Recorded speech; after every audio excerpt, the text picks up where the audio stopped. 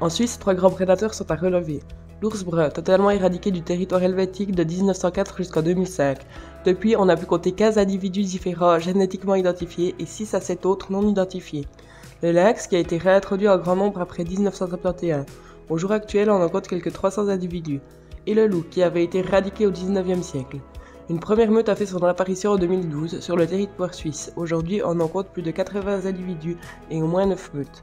Si les milieux écologistes se réjouissent du retour de ces espèces, ces dernières génèrent quelques réticences envers les agriculteurs. Afin de mieux connaître le point de vue des éleveurs, nous sommes allés demander l'avis de Ronald Sommer, agriculteur à Monible. Quels sont les grands prédateurs les plus menaçants pour ton exploitation? On pourrait parler danger du lynx. Mais pour moi, le lynx, c'est pas un gros danger. Ça fait 15 ans que moi j'ai des attaques de lynx, et puis c'est de temps en temps une bête, et puis ça s'arrête là, et puis voilà. Puis après, ben, il y aura l'ours. Alors l'ours, c'est dans les grisons, mais ici, je pense que ça va encore aller long jusqu'à ce qu'on ait l'ours. Mais le loup, c'est le plus gros danger, c'est le plus gros problème. Si tu es arrivé à t'adapter au lynx, pourquoi n'arriverais-tu pas à t'adapter au loup? Alors, le lynx, c'est qu'il chasse solitaire. Et puis le loup, il chasse en meute. Ça, c'est la première des choses. Et le lynx, quand il a tué une bête, il la mange et puis il a fini. Chez moi, quand il me prend une bête, il en a pour 5 jours. Tandis que le loup, c'est comme un renard dans un poulailler. Une fois qu'il arrive, qu'il commence de tuer, s'il entend qu'il y a des animaux qui bougent dans le périmètre où il peut les voir, où il peut, eh ben, il tue. Et puis il tue même pas proprement. Il leur mord après, il leur sort des bouts d'estomac, il leur arrache un bout de cuisse, n'importe. Mais il tue même pas proprement. Ou bien il mord juste dans l'œsophage et puis il les laisse agoniser et puis des choses comme ça. Tandis que le lynx, il étrangle, il l'étouffe. Alors, ben, ma foi, c'est peut-être aussi une mort cruelle si on veut. Ça va 3 minutes jusqu'à ce qu'on soit étouffé. J'entends alors ça va la même chose pour un mouton ou une chèvre. Mais c'est 3 minutes, c'est l'étouffement. Et puis après, la bête, elle est morte. Et puis il mange celle-là, puis il prend rien d'autre. Le loup, pour l'instant, pour moi, c'est pas une peur que j'ai tous les jours, mais c'est une crainte que j'ai dans 2-3 ans.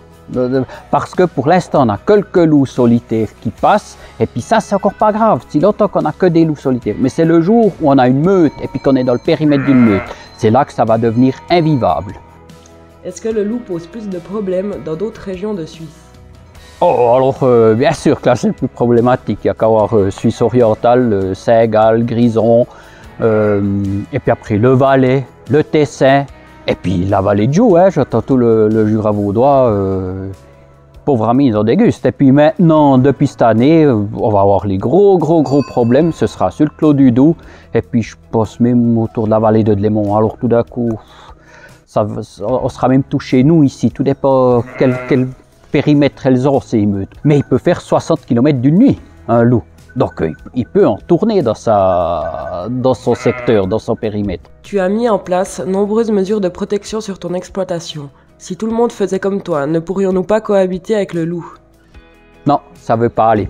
Alors moi je veux dire, maintenant je suis le premier, je crois, ici dans toute la région, dans tout le Jura bernois, je suis le premier à m'équiper comme ça, à monter comme ça. Alors je suis convaincu, le jour où on a une meute, moi je vais être épargné.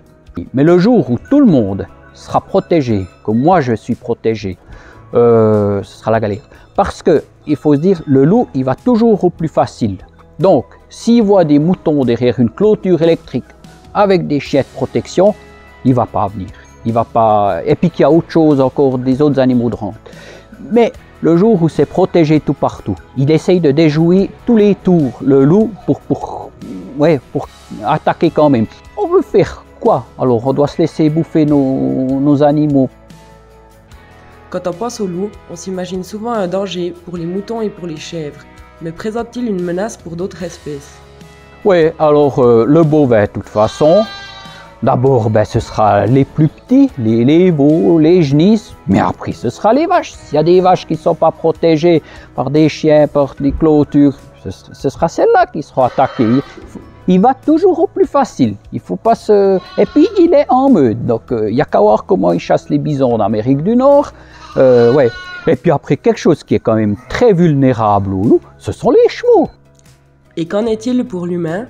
Alors, les petits-enfants, moi, s'il y aurait une meute de loups ici, de la région, et puis que moi j'aurais peur pour les petits-enfants, pour les laisser aller promener dans la forêt. Et puis ici, on voit ces gosses qui jouent dans les fermes autour du bétail, et puis comme ça. Ça, c'est quelque chose qui me fait extrêmement peur parce que ces vaches, elles viennent beaucoup plus nerveuses, elles développent leur instinct de protection pour le veau. Et puis, on entend régulièrement dans les grisons qu'ils ont de nouveau une vache ou l'autre qu'ils ont dû abattre parce qu'elle était venue vraiment méchante contre l'homme suite à une attaque de loup, quoi. Et puis ça me fait peur. Et puis après, il y a peut-être encore l'autre chose qu'il ne faut pas oublier, c'est que les chiens de protection, pour qu'ils soient efficaces contre les loups, c'est qu'ils doivent être en surnombre par rapport au nombre de loups. On a beau avoir des gentils chiens de protection comme maintenant les miens ici qui viennent tout, mais le jour où ils sont mis à forte contribution du loup, ils viennent tellement nerveux qu'ils sont agressifs contre tout le monde et n'importe qui un peu. Mais seulement je pense que l'acceptance aurait été très mauvaise si on leur aurait dit, ma foi, voilà, si on a une meute de 10 loups à une place, ils font 12 et 15 chiens de protection sur chaque alpage, ma foi, randonneurs, VTTistes, etc., restez à la maison et puis ne traversez plus ces pâturages. On nous a vraiment menti pour vouloir faire accepter le retour du loup. Le loup tue et blesse entre 300 et 500 moutons et chèvres chaque année en Suisse. Les dommages collatéraux sont d'autant plus conséquents.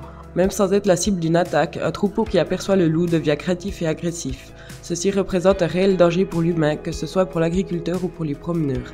Dans de tels cas, certaines bêtes doivent parfois être tuées. Et comme nous l'a expliqué Ronald, les chiens de protection peuvent aussi devenir agressifs. Dans l'épisode suivant, Ronald nous expliquera les mesures de protection mises en place, les dédommagements qu'il est possible de toucher, les conséquences financières, ainsi que la charge de travail supplémentaire engendrée sur les exploitations.